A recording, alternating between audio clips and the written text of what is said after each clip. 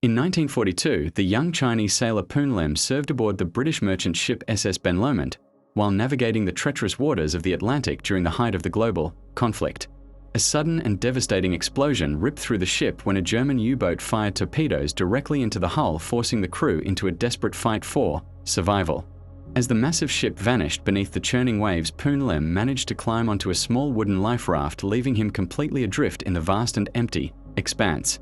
The raft contained only a small tin of biscuits, a single jug of water, and some flares, leaving him with supplies that would barely last for a few short days. As the initial provisions ran out, Poon Lim demonstrated incredible ingenuity by crafting a makeshift fishing hook from a metal component of his biscuit tin to catch prey. He successfully caught small fish, consuming them raw to sustain his strength while meticulously collecting rainwater in a cloth container to satisfy his desperate thirst.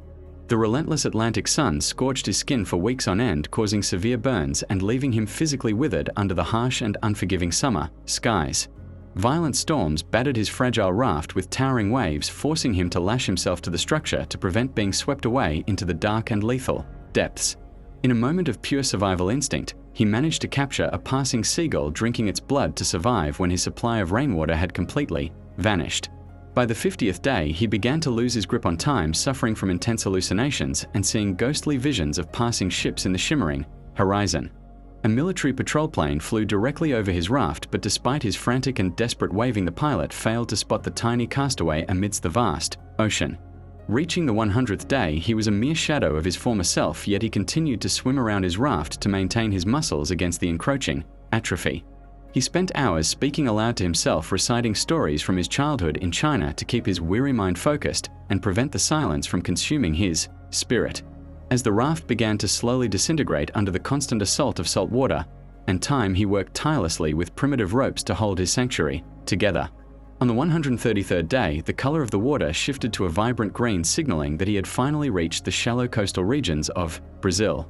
Local fishermen spotted the strange and weathered raft in the distance and approached cautiously to discover a man who had defied all odds of nature.